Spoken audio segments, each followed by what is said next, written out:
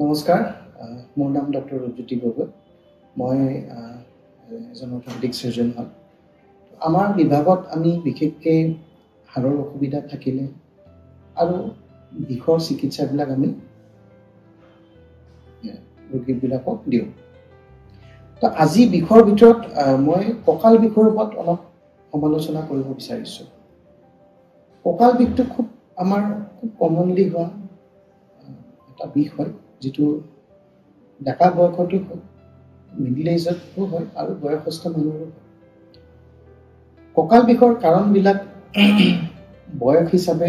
সবৰ বেলেগ বেলেগ থাকে কম বয়সীয়া ল'ৰা-ছোৱালীবিলাকৰ বা মধ্যমীয়া বৰ্গৰ বয়সৰ মানুহবিলাকৰ যিখিনি কঁকাল বিষ হয় সেইবিলাক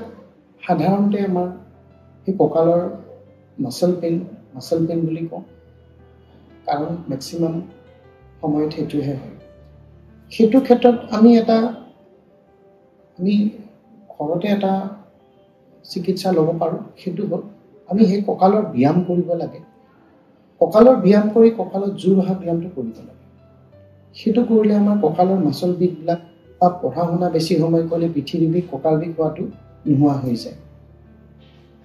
দুই নম্বৰ কথা হ'ল আমাৰ হেতু এজত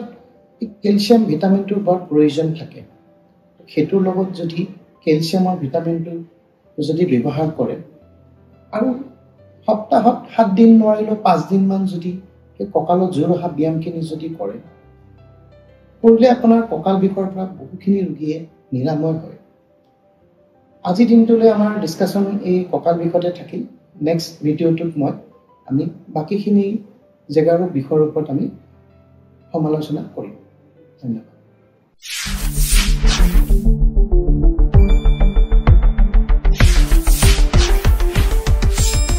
শুদ্ধ আৰু বিস্তৃত বাতৰিৰ বাবে চাই থাকক নিউজ ডেস্ক ৰিপোৰ্ট।